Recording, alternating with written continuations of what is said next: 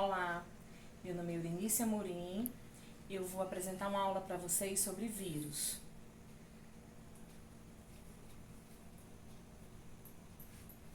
Vírus, estrutura e ciclo de vida.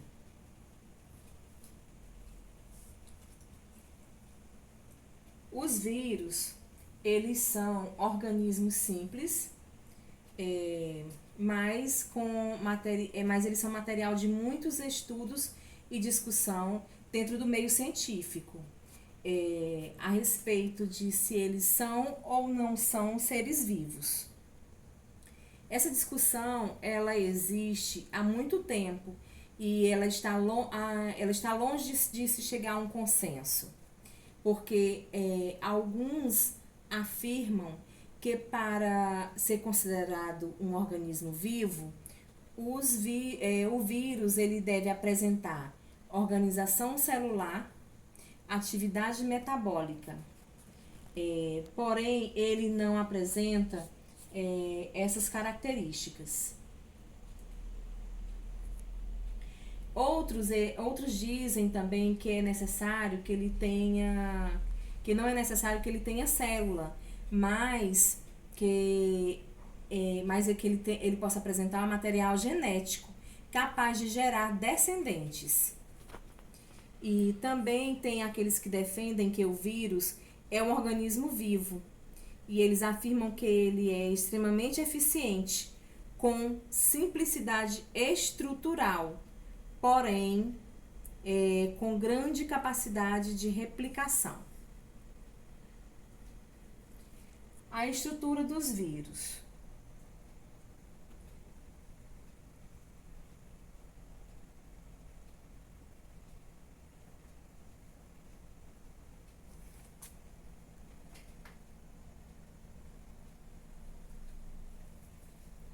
Os vírus, eles são extremamente pequenos, com cerca de 156 a 300 nanômetros. E eles só podem ser observados através de microscópio eletrônico.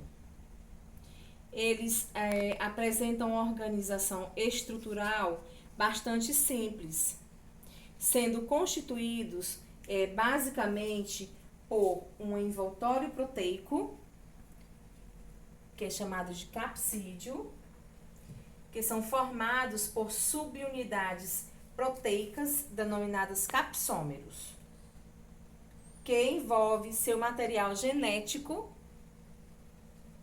que pode ser DNA ou RNA, tá? Esse conjunto de capsídio mais material genético é o que a gente chama de nucleocapsídio.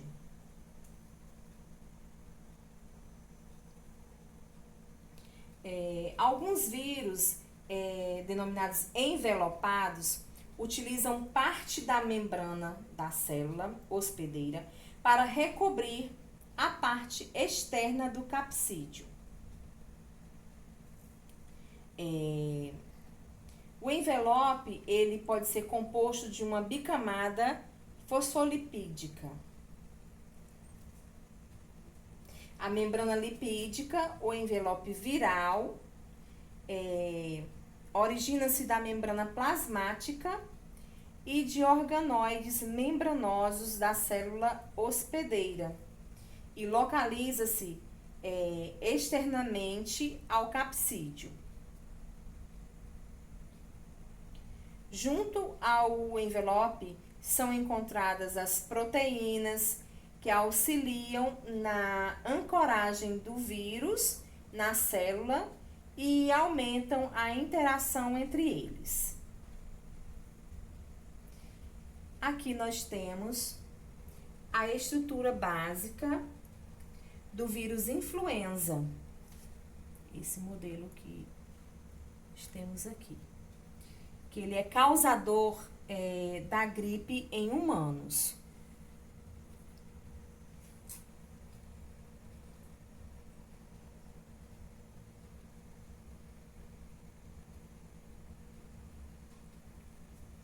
O ácido nucleico dos vírus, ele pode ser RNA ou DNA, em fitas simples ou duplas. Em alguns vírus, podem ser encontrados tanto o DNA quanto o RNA.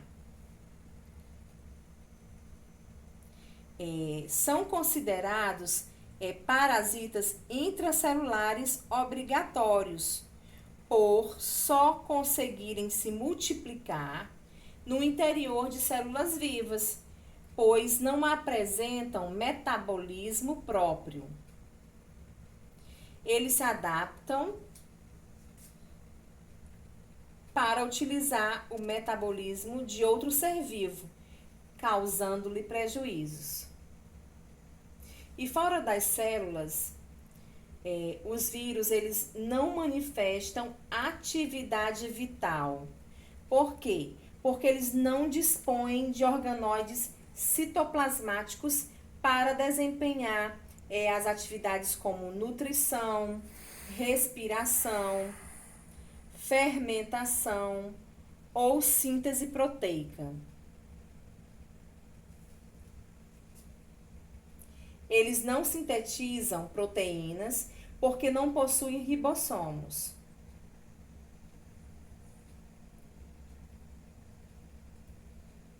Para traduzir o RNA, mensageiro viral, em proteínas virais, devem usar os ribossomos das células hospedeiras.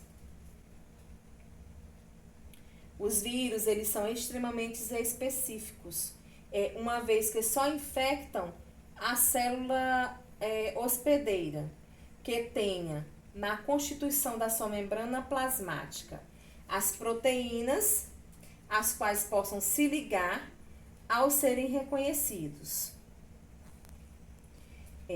No caso do vírus bacteriófago, ele possui uma cápsula proteica que envolve seu DNA e uma cauda com fibras que se fixam à membrana da bactéria, infectando-a.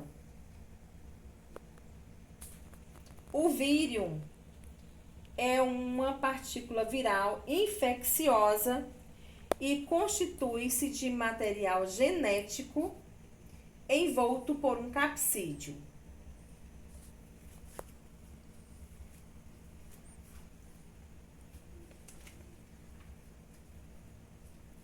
Como quase a totalidade dos vírus, eles apresentam apenas um ácido nucleico e a classificação deles é feita pelo material genético que apresentam vírus de DNA e vírus de RNA.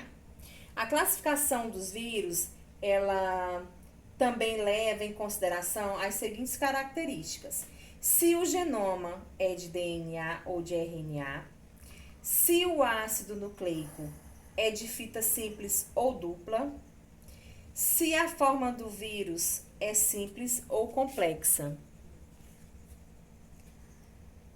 se apresentam ou não envelope membranoso. No caso do retrovírus, eles são vírus constituídos por RNA de fita simples. E o maior destaque desse grupo é a presença da enzima transcriptase reversa, que quando introduzida numa célula hospedeira, ela transcreve o RNA viral em DNA viral de fita dupla. Um exemplo mais conhecido é do HIV, que é o vírus causador da AIDS. Agora eu vou falar sobre o ciclo de vida do vírus.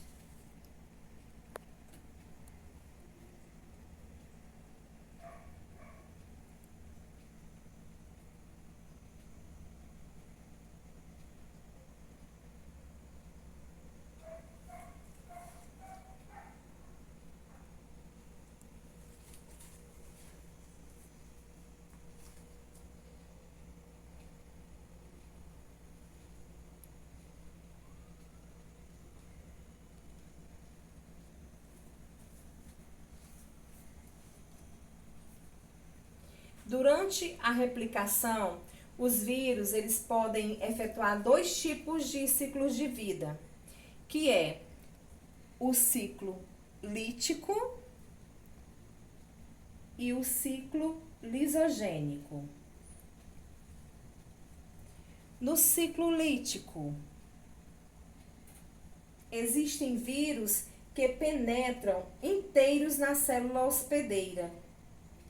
Outros injetam apenas o seu material genético no citoplasma celular. No ciclo lítico, por exemplo, o vírus ele adere à membrana plasmática da célula hospedeira.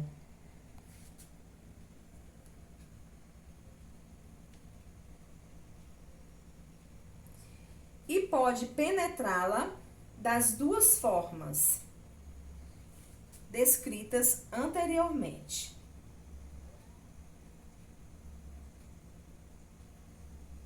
Também pode ocorrer o englobamento do parasita pela célula. Nesse caso, a sua entrada no citoplasma ocorre pela invaginação da membrana plasmática. Posteriormente, as atividades metabólicas da célula parasitada começam a produzir novas cópias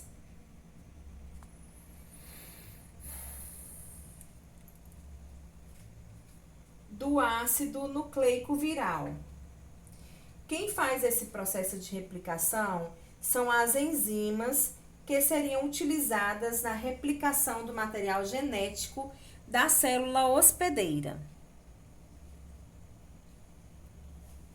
Cada novo ácido nucleico viral recebe os componentes estruturais, como as proteínas que constituirão o capsídeo, iniciando a montagem de novos vírus, que, quando totalmente completos, rompem a célula parasitada, liberando diversas partículas virais capazes de infectar novas células. No ciclo lisogênico,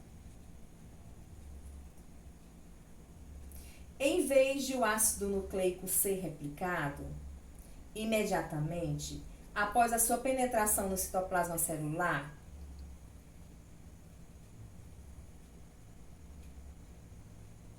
como ocorre no ciclo lítico, o material genético viral ele pode permanecer inativo e inserido no cromossomo da célula parasitada, quando ocorre a divisão celular. As células filhas, elas herdam o material genético viral junto com o cromossomo recebido da célula mãe. Durante o período inativo do vírus, o metabolismo da célula em nada é afetado, continuando a sintetizar substâncias e a multiplicar-se normalmente. Porém, em determinadas situações, o DNA viral transcreve-se em cópias de RNA virais e o metabolismo celular passa a produzir centenas de novos vírus, como em uma infecção normal.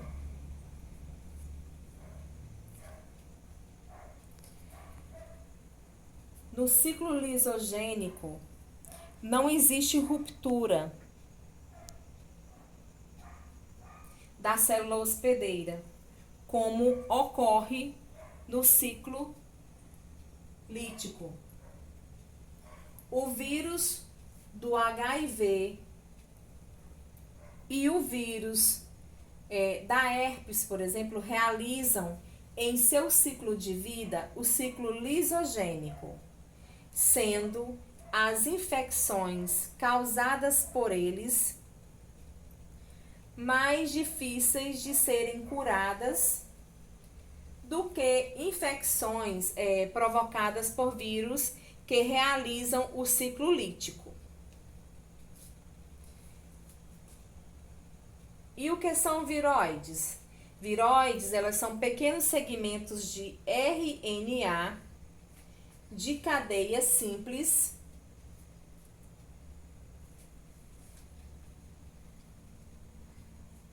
e circulares que não apresentam capsídeos nem codificam proteínas.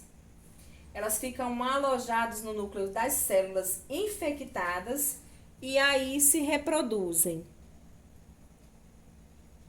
Foram encontrados em plantas como batatas e laranjas e elas trazem prejuízos graves à agricultura. A hepatite D é causada por um viroide denominado delta. E no caso da virusoides, elas têm a mesma característica dos viroides, só que elas são constituídas por moléculas de RNA simples.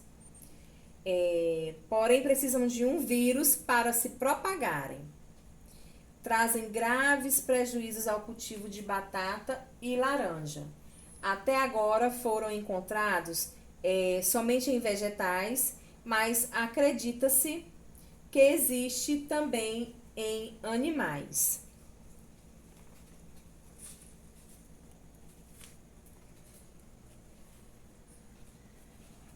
Pois bem, aqui eu termino a minha aula sobre vírus e eu espero que vocês tenham gostado. Muito obrigada!